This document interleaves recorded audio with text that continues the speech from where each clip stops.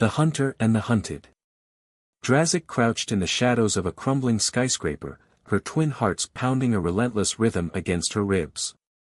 The skeletal remains of the once thriving human city stretched out before her, a wasteland of twisted steel and broken concrete. This planet, Xyrus IV, had been a beacon of prosperity for the Terran Alliance, a shimmering jewel in humanity's crown. Now, it was a war zone, a battlefield scorched by the endless conflict between the humans and the Uska. Her mission was simple: infiltrate the remnants of this human settlement, retrieve an intelligence chip containing vital military strategies, and return to her fleet. She had been trained for this, every fiber of her being honed for stealth, precision, and survival. Yet, something had gone terribly wrong. The humans had been waiting for her. A trap had been set, and while she narrowly escaped the ambush, her cloaking device was damaged in the chase. Now, she was being hunted through the ruins by a human soldier, a tracker whose relentless pursuit unnerved even her. She pressed her scaled back against the cold stone of the building, her body blending into the shadows. Her eyes, glowing faintly with a reddish hue, scanned the desolate landscape. The wind carried the acrid scent of burning fuel and decay. Every sound, every shift in the rubble, was a potential threat. Her claws flexed instinctively, their razor-sharp edges scraping against the gritty surface of the ground. He was close. She could feel it. Drazik's eyes caught a flicker of movement across the square. The human emerged from the ruins of a shattered marketplace, his tall frame encased in heavy combat armor. Unlike most of his kind, he moved with unsettling precision. His weapon, a sleek energy rifle, was poised in front of him, scanning the area with cold efficiency. His visor-covered face betrayed no emotion, but there was an unnerving calmness in his movements. He wasn't firing blindly or stomping about like the brutish humans she had encountered before. This one was different. He was hunting her. Her mind raced. She could take him, pounce from the shadows and end the chase with a swift, lethal strike. It would be over in seconds. Yet, something made her pause. He stopped suddenly, his armored figure silhouetted against the faint glow of distant fires. Kneeling, he ran his gloved hand over the dusty ground as if searching for some invisible trail. "Come out," his voice broke the stillness, low and steady. It wasn't a command, it was an invitation. Drazik's eyes narrowed. A trick. It had to be. Humans were known for their deception. But there was something in his tone, something calm and measured, that gnawed at her instincts. He wasn't shouting or threatening, nor was he calling for reinforcements. His weapon remained lowered. Her instincts screamed at her to strike, to end this unsettling standoff before it spiraled further out of her control. Yet, for the first time in her life, she hesitated. "I know you're there," the human continued. His voice was steady, unwavering. "I can feel it. I don't want to fight you." The words struck her like a physical blow. She had never heard a human speak like this. There was no hatred in his tone, no rage. It was curiosity, an emotion she had never associated with their kind. Slowly, reluctantly, Drazik uncloaked herself. The shimmering distortion around her body faded, revealing her tall, sleek frame. Her scales shimmered faintly under the dim light, a blend of silver and green that gave her an ethereal, dangerous beauty. Her twin tails swayed behind her like serpents, poised to strike if necessary. Her glowing red eyes locked onto him, assessing every movement. The human didn't flinch. He straightened to his full height but didn't take a step closer.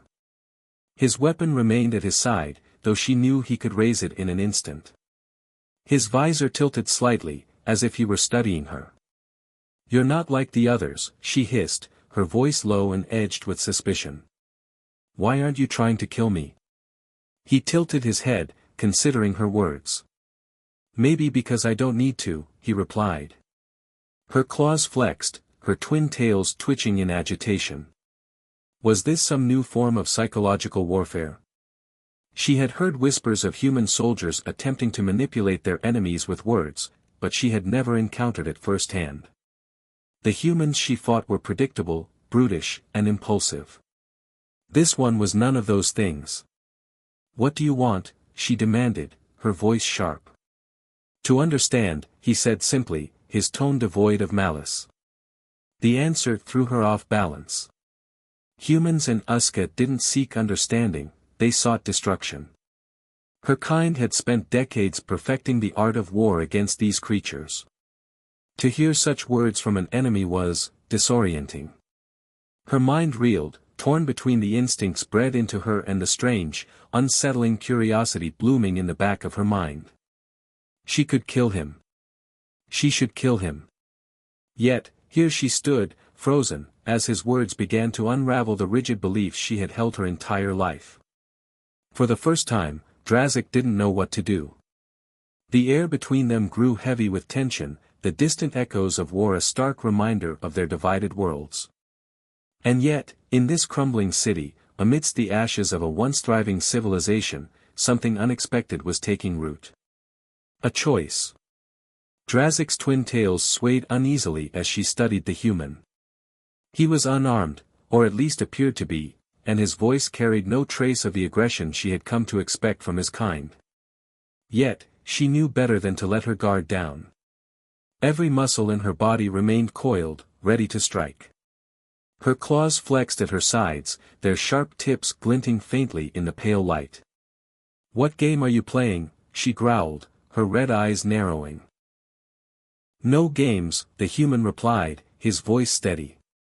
"I don't see the point in fighting you. Not here. Not now." Drazik sneered, her scaled lip curling back to reveal rows of sharp teeth. "You think I'll believe that? You humans have spent decades killing my kind. You don't get to play the diplomat now." The man stood still, his posture calm, as if he were unbothered by the threat standing before him. He removed his helmet slowly, revealing a rugged face with deep-set eyes that carried a strange mix of exhaustion and resolve. His brown hair was slick with sweat, and a thin scar traced his jawline, a story untold. "My name is Lieutenant Corinville," he said, holding his helmet under one arm. "If you want to kill me, go ahead. But I think we both know you don't have to." His calm demeanor sent a flicker of irritation through Drazik. No human had ever spoken to her like this before. They barked orders, screamed threats, or begged for their lives. But this one was different. "I could end you right now," she hissed, her claws flexing again. "You could," Corin admitted, his eyes unwavering as they met hers. "But you haven't." The words hit harder than she expected. She tightened her grip on the ground beneath her, her mind racing. He wasn't wrong. She had the advantage, yet she hadn't acted. "Why? Why aren't you running?" she demanded, her voice sharper than she intended. "Because running won't solve anything," Corin replied. "Neither will killing you. I want to understand why we're here, fighting each other like this. Don't you?" Drazik froze. "Understand?"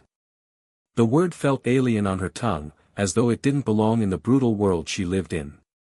Her life had been built on obedience, survival, and the unwavering belief that humans were the enemy. Yet, here was one standing before her, unarmed and asking questions no one else dared to ask. "This is war," she snapped, her voice low. "We fight. That's all there is to it." Corin shook his head slowly. "No. That's what they want us to believe. But you're more than just a weapon. I can see it." Her twin hearts pounded faster, a mixture of anger and something far more unsettling. How could he speak to her as if he knew her? As if he could see past the armor of her training and the violence that defined her existence? "Don't pretend to know me," she spat. "I don't," Corin admitted. "But I want to. You're standing here, talking to me instead of killing me. That's enough to make me think there's more to you than what they've told us." Her tail whipped against the ground, a reflexive show of frustration. His words unsettled her, shaking the foundation of everything she had been taught. You don't know anything about me, she said, her voice a harsh whisper. You're right, Corin said, taking a cautious step forward. So tell me. Why do you fight? Why do you follow their orders? Drazik's breath caught in her throat. No one had ever asked her that before. Her purpose had always been clear, to serve, to complete missions, to eliminate threats. But now, for the first time, someone was questioning that purpose. I don't have a choice, she finally said, her voice quieter now. Corin's gaze softened. You always have a choice. Her claws scraped against the ground as her frustration boiled over. What would you know about choices? Your kind forces us into this war, destroys our cities, and calls us monsters. And your kind does the same to us, Corin countered, his voice steady but firm. We're both stuck in this endless cycle. But what if it didn't have to be that way? His words lingered in the air, heavy with implication. Drazik wanted to dismiss them, to lash out and silence him. But she couldn't. Something in his tone, his expression, made her pause. You're trying to manipulate me, she accused, though her voice lacked its usual venom. No, Corin said simply. I'm trying to stop this madness. She stared at him, her mind a whirlwind of conflicting thoughts. This wasn't how it was supposed to go. She was the predator, and he was the prey. Yet, here they were, locked in a standoff that defied all logic. I could kill you, she said again, though the conviction in her voice was waning. I know, Corin replied. But I don't think you want to. Drazik's claws dug into the ground as her internal battle raged on. She had been bred for war, trained to see humans as nothing more than enemies to be eliminated. Yet, here was one challenging everything she believed. The ruins around them seemed to hold their breath as the silence stretched. Drazik's tail twitched, and for a brief moment, she considered what might happen if she let this strange human live. Fine, she said at last, her voice low. You want to talk? Then talk. But don't think for a second that I trust you. That's all I ask, Corin said, his lips curving into a faint, weary smile. As the wind howled through the ruins, carrying with it the distant echoes of battle, Drazik and Corin stood face to face. Two enemies, brought together by circumstances neither fully understood, on the brink of something that could change the course of their war. Drazik's sharp gaze followed Corin as he carefully removed the rest of his combat armor, piece by piece, until he was left in a lightweight bodysuit that clung to his frame. It was a calculated move, one that left him vulnerable yet oddly disarming. Drazik's instincts screamed at her to attack, to end this charade before it spun further out of control. But instead, she found herself rooted to the spot, curiosity warring with suspicion. Corin lowered himself to sit on a chunk of debris, his movements slow and deliberate. You don't trust me, he said, more as a statement than a question. Why would I? She snapped, her twin tails curling defensively. You're the enemy. Corin let out a dry laugh. And yet, here we are. Talking instead of killing each other. That's progress, isn't it? Drazik's claws flexed at her sides. Call it whatever you want. You're still a threat to my mission. He tilted his head, his brown eyes locking onto hers. What mission? She hesitated, the words catching in her throat. Sharing details about her mission was out of the question, it went against every rule she had been taught. Yet, the way Corin asked, not demanding but genuinely curious, made her falter. You wouldn't understand, she said finally, her voice quieter now. Try me, he replied, leaning forward slightly. Drazik's red eyes narrowed. Why do you care? What are you trying to get out of this? Corin shrugged, his gaze never leaving hers. Honestly? I'm just tired. Tired of fighting, tired of killing, tired of watching everything fall apart. Maybe I'm selfish, but if there's even a chance we can stop this. I want to try. Her lips curled into a sneer. You think one conversation will end a war that's raged for decades? No, Corin admitted. But it's a start. The sincerity in his voice unsettled her.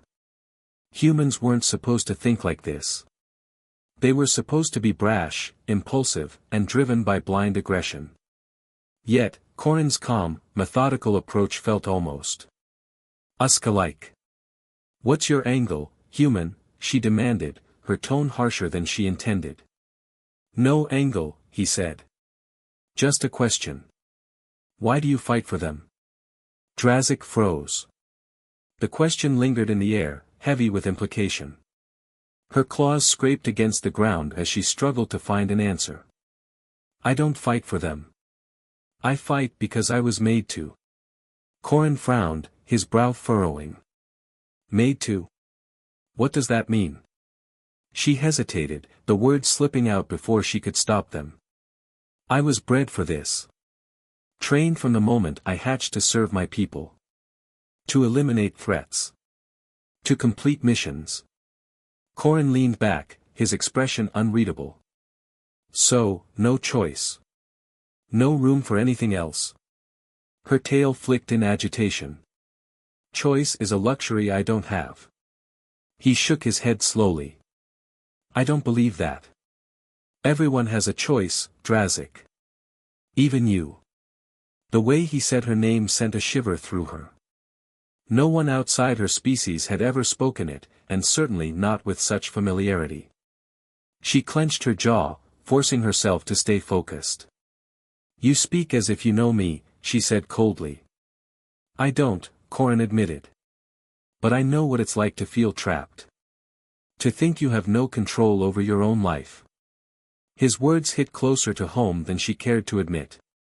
She tightened her grip on the ground beneath her, her claws digging into the dirt.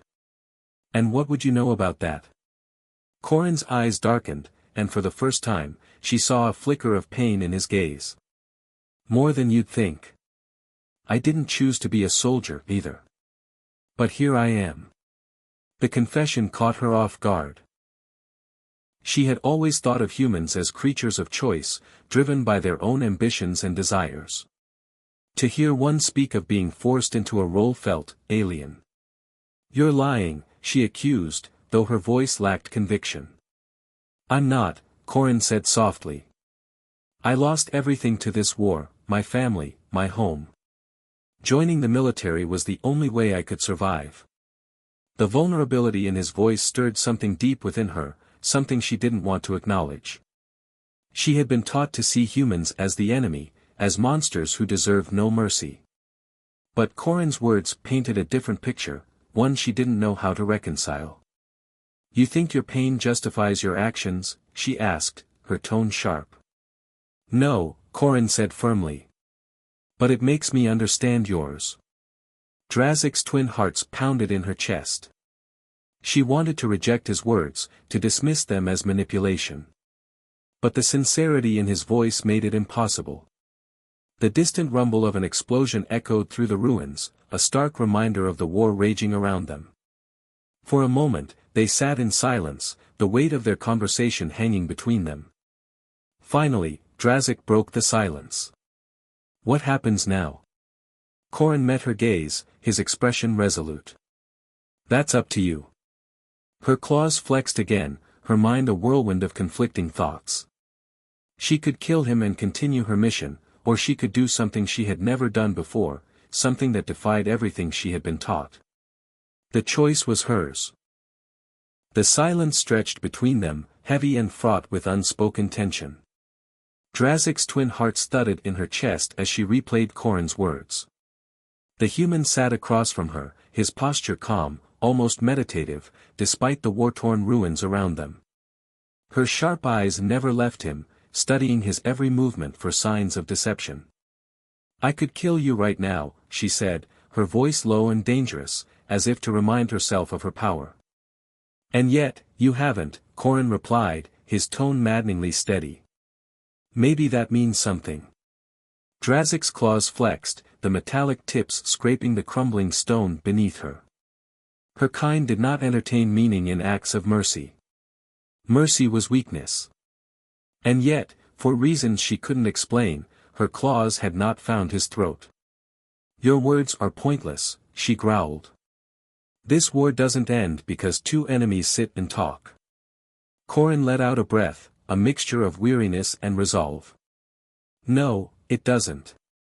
But it's where change starts. Maybe we don't stop the war today, but maybe we stop it for a moment. Right here." Drazik sneered, her twin tails twitching in irritation. "Do you really believe that? That you and I can stop anything?" "I believe in trying," Corrin said simply. A distant explosion rumbled, its echo bouncing off the skeletal remains of the city. Drazik glanced toward the source instinctively, her eyes narrowing. The war had not paused for their fragile truce, and it would not wait for them to reconcile their differences. "Your kind destroyed this city," she said, her voice sharp. "You burned it to the ground to make a statement. And your kind slaughtered its people to make theirs," Corrin shot back, his tone firm but not angry. "We're both complicit in this destruction. But sitting here pointing fingers won't rebuild it." The words stung, not because they were untrue, but because they cut through the layers of justification she had clung to for so long. Drazik's gaze dropped to the ground, her claws tracing meaningless patterns in the dust. "You speak as though you're above it all," she said bitterly. "As though you're not just another soldier following orders." Corrin's jaw tightened. "I don't pretend to be innocent. I've done things in this war I'm not proud of. Things that haunt me. But that's exactly why I'm sitting here, talking to you. Because I don't want to add you to that list." Drazik's gaze snapped back to him, her red eyes blazing. "You think sparing me makes you better? That it erases what you've done?" "No," Corrin said, meeting her glare without flinching. "But it's a start." The honesty in his voice disarmed her in a way no weapon ever could. She didn't want to admit it, but his words had begun to worm their way into the cracks of her resolve. "How can you still hope for anything?" she asked, her voice softer now, almost questioning. Corrin leaned forward slightly, resting his elbows on his knees. "Because hope is all we have left. Without it, we're just tools in someone else's war." The words resonated with her in a way she didn't expect. For as long as she could remember, she had been a tool, a weapon shaped by the Uska to serve their endless campaigns. The idea of something more, of making her own choices, was both terrifying and intoxicating. "Hope doesn't win wars," she said, though her voice lacked conviction. "No," Corrin agreed. "But it gives us a reason to keep fighting for something better." The sound of approaching footsteps jolted them both from the moment. Drazik's sharp hearing picked up the faint, methodical tread of an Uska strike team. "Reinforcements. They're here," she said, her voice tightening. Corrin's hand went to his weapon instinctively, though he didn't draw it. "Your people." She nodded, her twin tails coiling behind her. "They'll kill you on sight. And you?" The question hung in the air like a blade. Drazik's claws flexed again as she weighed her options. She could kill him now and return to her team unburdened by this strange encounter. Or she could. "I don't know," she admitted, the words bitter on her tongue. Corrin stood, his posture tense but composed. "Then let's find out together." Before she could respond, the strike team's voices grew louder, echoing through the ruins. Drazik's instincts kicked in, and she moved toward the shadows, motioning for Corrin to follow. "They'll track your heat signature," she whispered. "Good thing I've got a trick or two," Corrin replied, pulling a small device from his pocket. He pressed a button, and a cloud of dense, shimmering particles erupted around them, masking their presence. Drazik's eyes widened in surprise. "Where did you get that?" "Let's just say humans aren't as predictable as you think," Corrin said with a faint smirk. As the strike team drew closer, the unlikely pair disappeared deeper into the ruins, their fragile alliance tested by the encroaching threat. For the first time, Drazik found herself wondering what might happen if she chose to trust him. The ruins of the city seemed to close in around them, the air heavy with the distant rumble of battle and the sharp echo of boots crunching against broken concrete. Drazik and Korin moved in near silence, their steps synchronized as they navigated the labyrinth of destruction. The Uska strike team was close, too close. Drazik paused, her claws gripping the edge of a crumbling wall. Her sharp ears caught the faint hum of Uska weaponry. "They'll find us if we don't move faster," she hissed, her twin tails flicking in agitation. Korin crouched beside her, his eyes scanning the debris-strewn alley ahead. "Faster means louder. We need to think this through." She shot him a glare, her red eyes glowing faintly in the dim light. "You don't understand. They won't hesitate like you do. They'll kill you the moment they see you." Korin smirked faintly. "Good thing I've got you to keep me alive, then." Drazik's claws twitched, torn between irritation and reluctant admiration for his composure. Humans weren't supposed to act like this, so calm, so calculated. It was unsettling. "Keep up," she muttered, slipping into the shadows. They darted through the maze of shattered buildings, their movements swift but deliberate. Drazik led the way, her senses honed to detect even the faintest signs of danger. Korin followed closely, his human ingenuity evident in the way he used the environment to his advantage, ducking behind fallen beams, sliding into narrow gaps, and avoiding areas where rubble might give away their position. The strike team's voices grew louder, their language a series of sharp clicks and hisses that made Drazik's stomach tighten. She knew their tactics well, they would fan out, cutting off every possible escape route. "We're running out of options," she said, her voice low. Korin scanned the area, his sharp eyes landing on an overturned transport vehicle a few meters ahead. "There. We can use it to set a trap." Drazik raised an eyebrow. "A trap? Against Uska operatives?" "Unless you've got a better idea," Korin said, already moving toward the vehicle. She followed reluctantly, her twin tails twitching in agitation. "You're going to get us both killed." "Not if we play this right," he said, crouching beside the transport. "Help me with this." Together, they worked quickly, using the vehicle's remains to create a makeshift barrier. Korin rigged an explosive device from components scavenged from his gear, while Drazik sharpened a steel beam into a crude but effective weapon. As they finished, the strike team's footsteps grew dangerously close. Drazik tensed, her claws flexing as she prepared to strike. "They'll see through this in seconds." "That's all we need," Korin said, his voice steady. "Seconds." The first Uska soldier appeared, his sleek, reptilian form blending almost seamlessly with the rubble. Drazik recognized him immediately, an elite tracker, his silver scales glinting under the faint light. "Stay low," Korin whispered. The tracker approached cautiously, his weapon raised. Behind him, 3 more operatives fanned out, their sharp eyes scanning the area. Drazik's twin hearts hammered in her chest. This was a gamble, a dangerous, reckless gamble. As the tracker stepped closer, Korin pressed a button on his device. The makeshift explosive detonated, sending a cloud of smoke and debris into the air.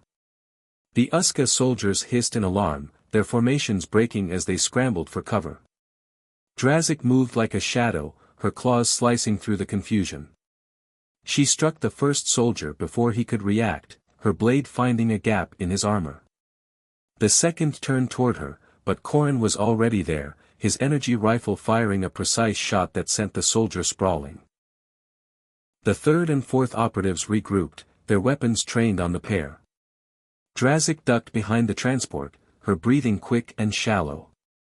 "This won't hold them for long." "It doesn't have to," Korin said, reloading his rifle. "We just need to keep moving." The remaining Uska soldiers advanced, their movements coordinated and relentless. Drazik lunged from her cover, her sharpened steel slicing through one soldier's weapon. Korin followed with a perfectly aimed shot that disarmed the last operative. For a moment, silence fell over the battlefield. The strike team lay incapacitated, their weapons scattered among the rubble. Drazik straightened, her chest heaving. She turned to Corrin, her red eyes narrowed. "You're insane." "Maybe," he said, a faint smirk tugging at his lips. "But we're still alive." She couldn't argue with that, though she hated to admit it. His quick thinking and unorthodox tactics had saved them both, a fact that made her stomach churn with a mix of frustration and reluctant respect. "We need to keep moving," she said, glancing at the horizon where the faint glow of Uska ships illuminated the dark sky. "This isn't over." Corrin nodded, slinging his rifle over his shoulder. "No, it's not. But for now, we've got a fighting chance." As they disappeared into the shadows once more, Drazik couldn't shake the feeling that this human, with his strange blend of recklessness and ingenuity, was changing her in ways she didn't fully understand. And for the first time, she wasn't sure if that was a bad thing. The shattered city loomed around them, its jagged ruins casting long, eerie shadows under the faint glow of the Uska fleet's approaching ships. Drazik's sharp eyes darted between the horizon and Corrin, who moved with a deliberate calmness that belied the danger they faced. Her twin tails flicked in agitation, the weight of their precarious situation pressing down on her. "They'll send more," she said, her voice clipped. "That strike team wasn't the last." "I figured," Corrin replied, his tone steady. "But we're not going to wait around for them." Drazik gave him a wary look. "You have a plan?" "Not a great one," he admitted. "But it's better than nothing. If we can get to the old communications tower on the edge of the city, we might be able to send a signal to my people. They'll extract us." Drazik snorted, her sharp teeth glinting in the dim light. "Your people? Do you think they'll save me too?" Corrin met her gaze, his expression serious. "They'll save whoever's with me. If you're willing to trust me, that includes you." Trust. The word felt foreign, almost laughable. Yet, here she was, relying on a human, a species she had been trained to despise and destroy. "We'll see," she muttered, falling into step behind him. The journey to the tower was fraught with tension. Every sound, every shifting shadow, set Drazik's instincts on edge. She could feel the hum of the Uska fleet's presence growing stronger, their ships descending like predators ready to pounce. When they finally reached the base of the communications tower, Drazik paused, her sharp eyes scanning the structure. It was ancient, its once gleaming metal now rusted and scarred by years of war. "This is your plan?" she asked, skepticism dripping from her voice. Corrin shrugged. "It's what we've got." "Can you climb?" Drazik rolled her eyes. "I'm Uska. I can scale walls faster than you can blink." "Good," Corrin said, motioning to the tower. "Because we don't have much time." The climb was treacherous, the metal groaning under their weight. Drazik moved with practiced ease, her claws finding purchase on even the smallest edges. Corrin followed, his movements slower but deliberate. As they neared the top, Drazik's sharp ears picked up the unmistakable hum of approaching Uska ships. "They're coming," she called down to Corrin. "I see them," he replied, gritting his teeth as he hoisted himself onto the final platform. Once at the top, Corrin hurried to the control panel, his hands flying over the buttons and levers. Drazik stood guard, her red eyes scanning the dark sky. The Uska ships were closer now, their sleek forms cutting through the clouds like blades. "Whatever you're doing, do it faster," she said, her voice tense. "I'm working on it," Corrin shot back. Suddenly, the panel beeped, and Corrin let out a triumphant noise. "Got it. Signal sent." Before Drazik could respond, a deafening roar filled the air. She turned just in time to see the first Uska ship bearing down on them, its weapons charging. "Move," she shouted, tackling Corrin to the ground as the tower shook under the impact of a blast. The platform buckled, metal screeching as pieces of it fell away into the abyss below. Drazik and Corrin scrambled to their feet, their precarious position growing more unstable by the second. "We can't stay here," Corrin said, his voice urgent. "No kidding," Drazik snapped, her twin tails lashing as she scanned for an escape route. Before they could act, a second Uska ship descended, its spotlight pinning them in its harsh glare. Drazik's heart sank as she recognized the markings on the ship. "It's a command ship," she said, her voice tight. "They're here for me." "What do they want?" Korin asked, his hand instinctively reaching for his weapon. Drazik hesitated, her claws flexing. "They think I betrayed them. By being with you, I've compromised the mission." Korin frowned, his eyes narrowing. "So they'll kill you too?" She nodded grimly. "They'll make an example of me." Korin's jaw tightened. "Not if I have anything to say about it." Before she could respond, a squad of Uska soldiers rappelled down from the ship, their weapons trained on the pair. Drazik tensed, her claws ready, but Korin stepped forward, his hands raised in a gesture of surrender. "What are you doing?" she hissed. "Buying us time," he said quietly. The Uska soldiers surrounded them, their cold, reptilian eyes locking onto Drazik. One of them stepped forward, his weapon pointed at her chest.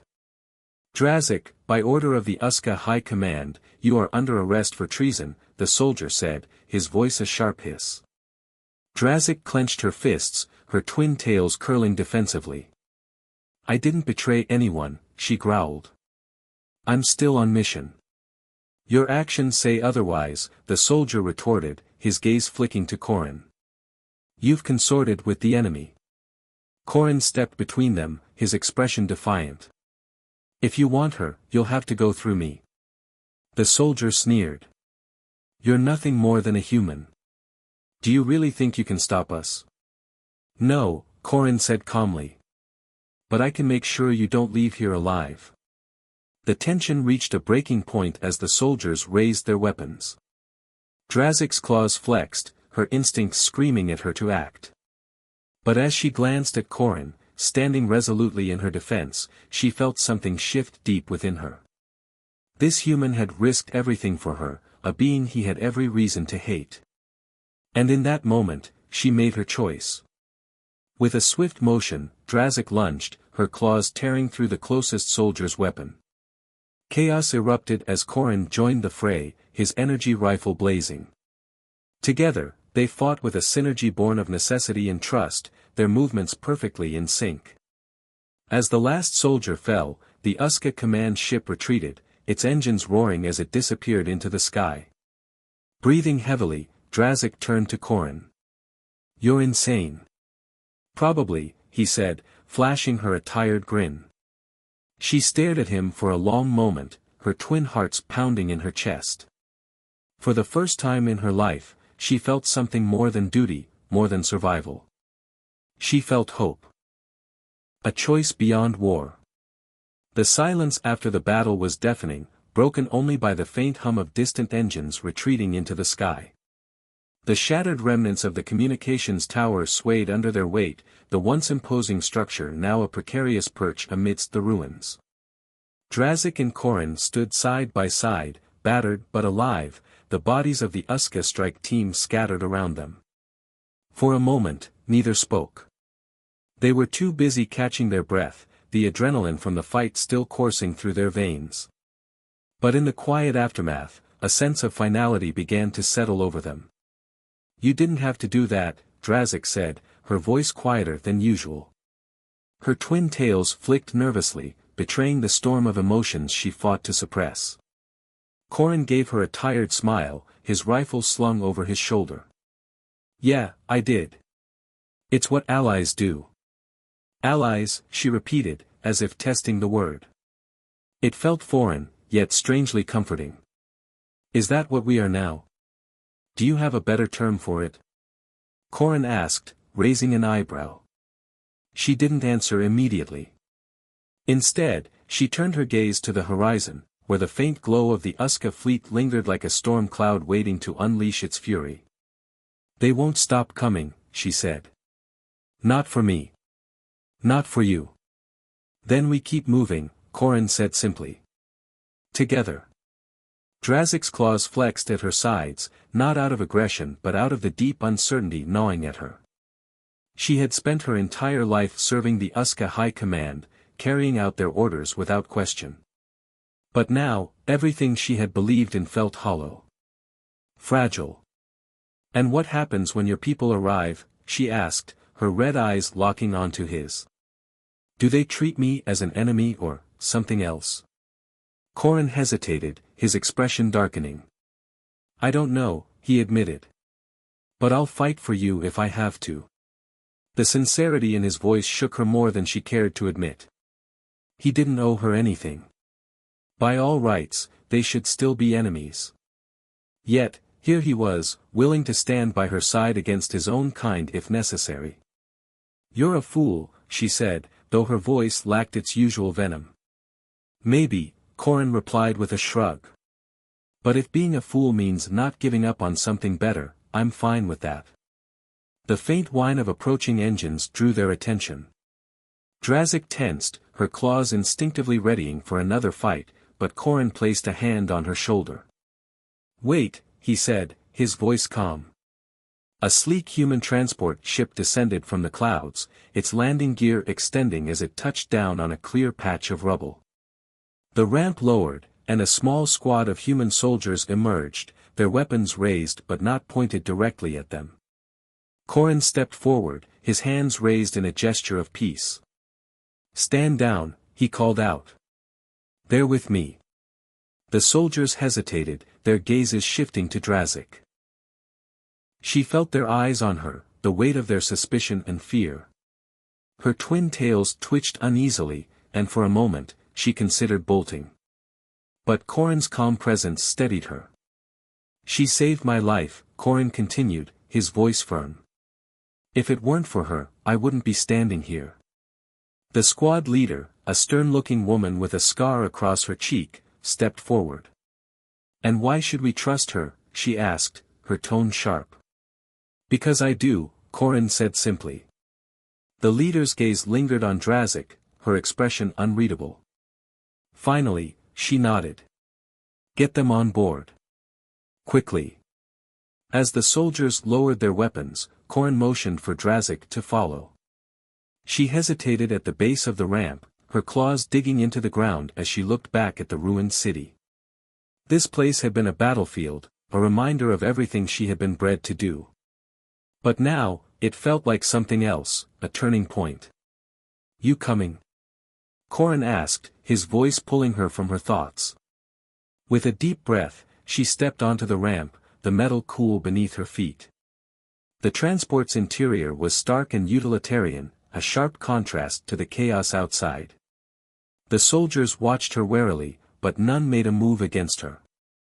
As the ship lifted off, Drazik found herself standing beside Corrin, her twin hearts pounding in her chest.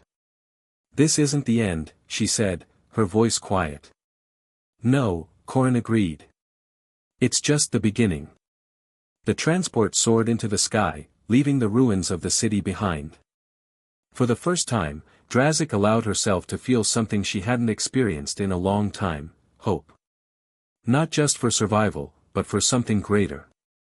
She glanced at Corrin, who was staring out the window with a thoughtful expression. "Do you really think this can work?" she asked. "I don't know," he admitted, turning to meet her gaze. "But it's worth trying." And as the stars stretched out before them, Drazik realized she agreed.